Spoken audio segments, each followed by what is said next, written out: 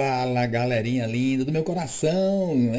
Estou aqui mais uma vez, Evandro Gomes e Biologia, do Biologia Show, para vocês, para a gente trabalhar mais uma coisa fantástica, galera. Olha só, será aqui nossa segunda videoaula na nossa sequência de dogma genético. Não perde não, hein? Não perde não. Vai acompanhando aí, você que não assistiu, se liga aí, ó, no card aí em cima, que é a primeira aula que fala sobre o processo de replicação, duplicação do DNA. E nesta videoaula nós vamos falar sobre a transcrição, ou seja, é o segundo evento do dogma genético. Então, galera, olha que coisa linda aqui, o material genético show. Estamos aqui, então vem comigo. Após a vinheta, a gente vai conversar sobre esse processo chamado de transcrição. Roda a vinheta! Simbora!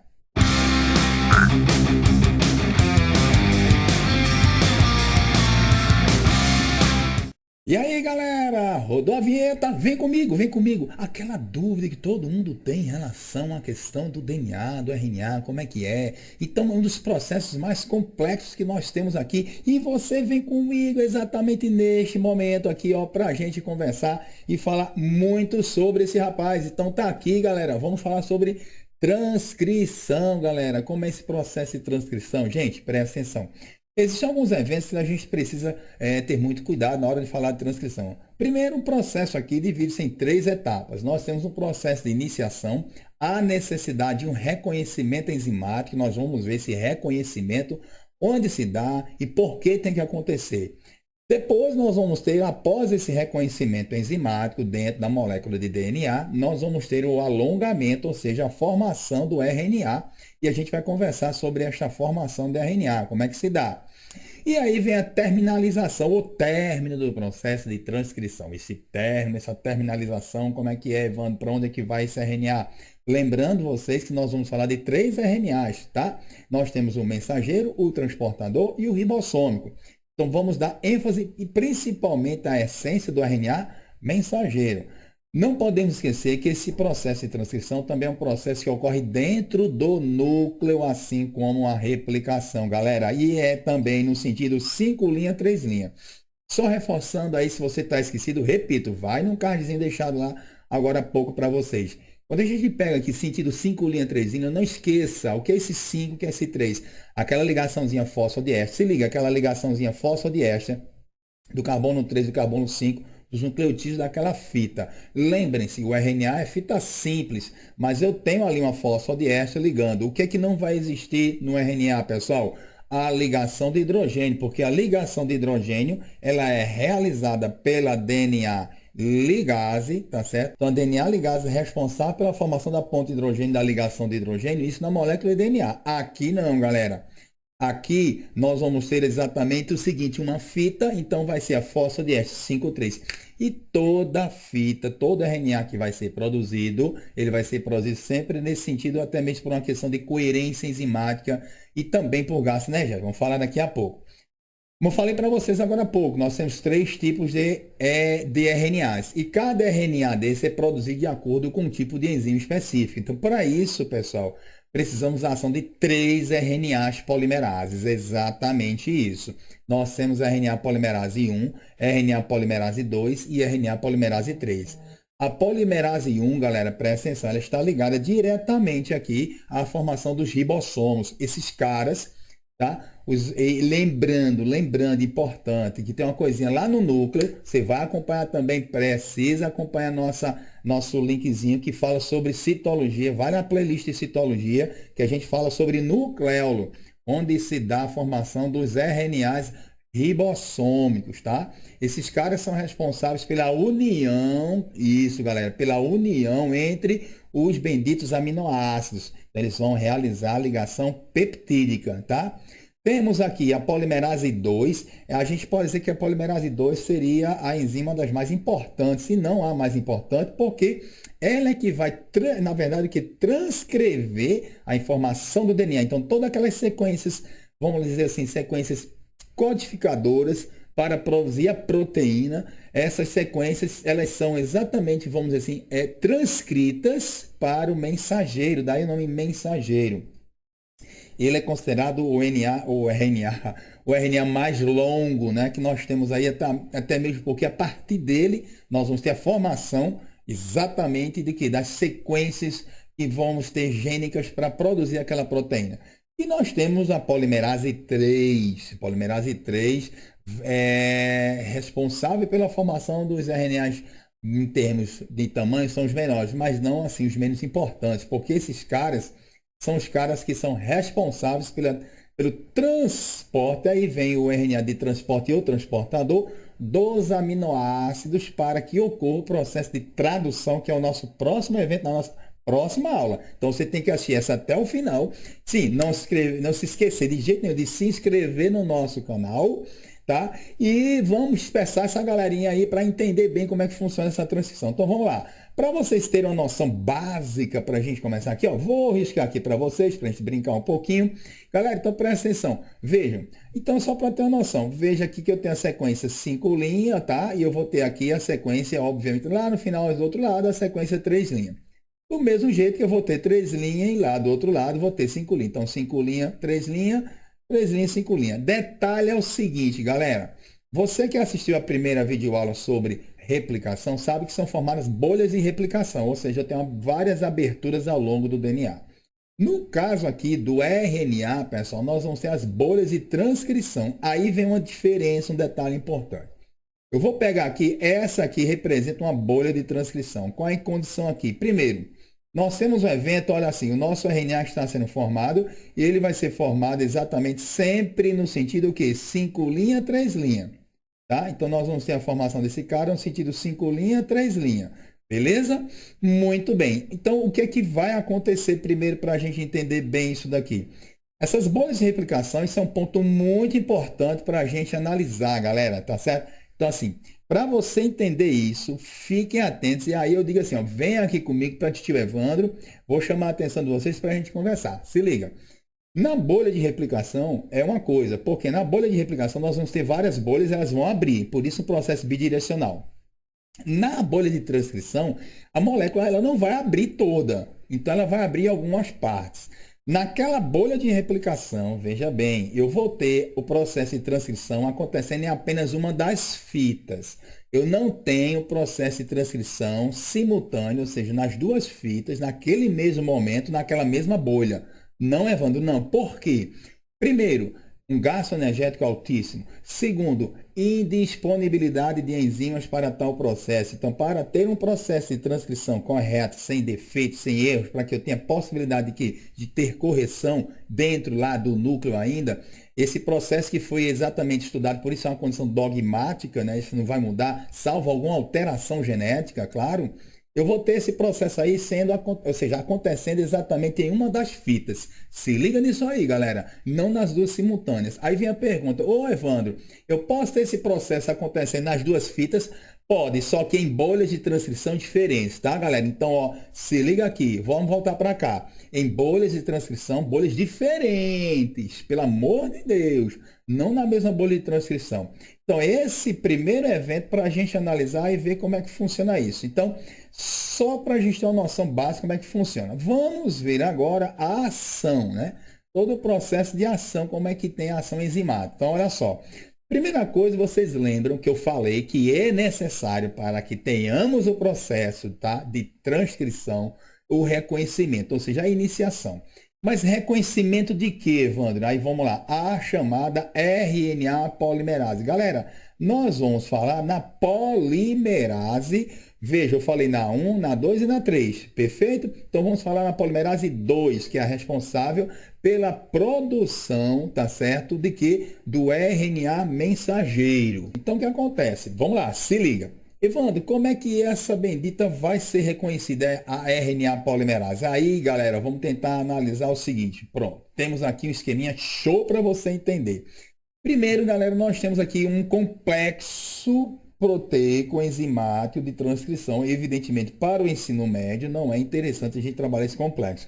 Estarei montando, ou seja, uma seletiva de aulas, tá certo? Vocês vão ver uma playlist só para ensino superior. Tá? Mas aqui a gente vai trabalhar a nível médio. Então, o que acontece? Presta bem atenção. Nós temos aqui o RNA mensageiro para ser produzido. Então, vamos imaginar isso aqui, a sequência de DNA. Tranquilos? Então, primeira coisa, pessoal, é necessário aqui ó, um sítio de reconhecimento, é uma sequência aqui que é formada por ó, timina, adenina, timina e você tem mais 13 adeninas. Então, essa sequência é chamada de sequência Tata Box, ok?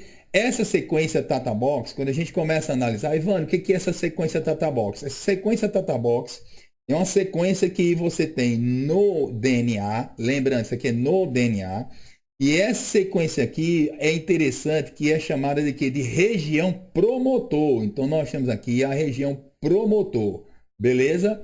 Então, muito bem. O que significa isso aqui, Evandro? Significa o seguinte, pessoal. E eu gosto sempre de colocar aqui nome horrível, dislexia, parece que eu batei, né? Então, para você entender, é o seguinte: essa sequência Tata Box, pessoal, é a sequência promotor, né, é o nome da região, que vai reconhecer a polimerase. Ó. Lembra que eu estou falando da polimerase 2? Porque nós vamos falar da produção do RNA, o que, galera? Do RNA lindo mensageiro, certo? Então, o que acontece? Só para vocês entenderem mais ou menos a dinâmica disso aqui, tá? Para nós termos a iniciação. Primeiro, essa enzima ela vai chegar e vai acontecer um gasto energético. Então, ela vai ser reconhecida pelo sítio promotor. Tá? É como se fosse um encaixe realmente. Imagina agora, veja bem, pensa comigo. Imagina aqui você tem um casaco que tem um zíper. E lembra que o casaco, para você encaixar lá o zíper, para puxar ele e fechar legalzinho, você tem que encaixar exatamente naquele trilhozinho. Imagine que aquele trilhozinho do casaco, tá certo? E aquele trilhozinho, ele é exatamente o que? A sequência Tata Box, ou seja, a região promotor. E aí a enzima é onde você vai encaixar o zíper. Aqui na Paraíba, alguns falam de ri-ri, falava-se aqui, zíper, né? Flashiclé, aquelas coisas todas. Mas antigamente minha avó falava de flashiclé, mas enfim. Você encaixa aquilo ali e puxa. Galera, é a mesma coisa. O trilhozinho significa Tata Box, ou seja, a sequência promotor, e o zíper que você vai encaixar significa a enzima polimerase, RNA polimerase. E aí nós vamos ter o início do processo, lembrando que o processo aqui depende de outros fatores, estou aqui circulando mais uma vez, e a iniciação, ou seja, o processo de transcrição vai acontecer após a sequência Tata Box. Aí sim eu vou começar o que? A transcrever os genes. Tá? Nessa transcrição inicial, nós temos a transcrição do chamado RNA, presta atenção, dito mensageiro primário, que a gente vai falar daqui a pouquinho. O RNA mensageiro primário, que ela apresentará os exons e os introns. Beleza? Muito bem. Então, nesse primeiro RNA mensageiro, eu tenho exons e introns. Mas boa parte daquelas sequências que não são codificadoras mesmo, mas levando intron não codifica. Beleza. Mas antigamente chama de lixo genético. Então, tem uma primeira parte que é retirada. E depois fica o bendito chamado o quê? Chamado RNA mensageiro. Agora sim, eu começo depois da sequência Tata Box. Ok? Então, depois que todo o sistema, então aqui, ó, vocês estão vendo, depois que todo o sistema está montado, repito, nós estamos dando ênfase aqui especificamente a RNA polimerase 2. Depois de todo o sistema montado, aí sim nós vamos ter início à transcrição. Tranquilos?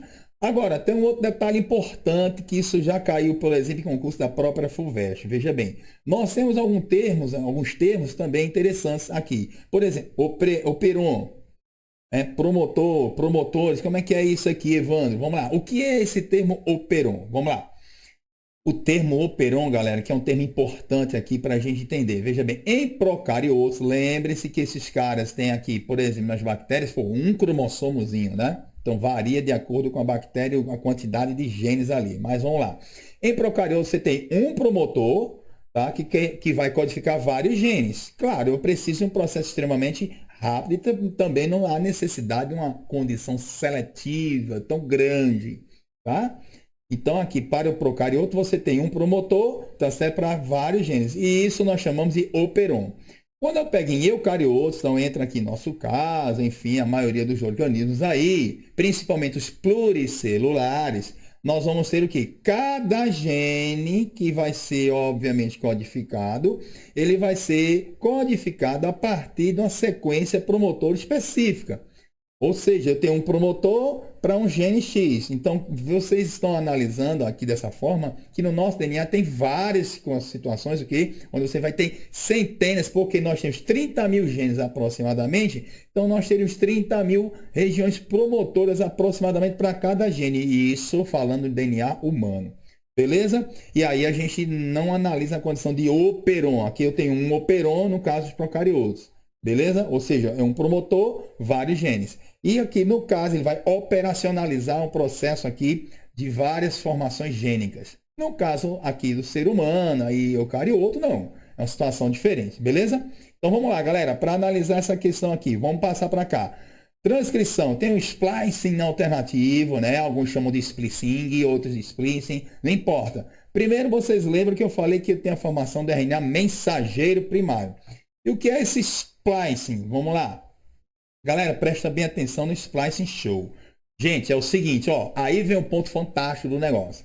Splicing, primeiramente, pessoal, é a retirada dos intros. Vamos analisar aqui o seguinte, ó, pessoal, aqui eu tenho, tá? Que eu estou marcando aqui de forma esquemática para a gente entender os chamados introns, ok? Então, o que é o splicing? É a retirada dos intros. Lembrem-se, tudo isso acontecendo ainda dentro do núcleo. Então, tem uma retirada dos introns através de um pool enzimático, quer dizer, uma piscina de enzimas que vão atuar com gasto energético também, retirando todos os introns. Retirando os introns, eu vou ficar apenas com as sequências codificadoras, que nós chamamos de quê, galera? Exons.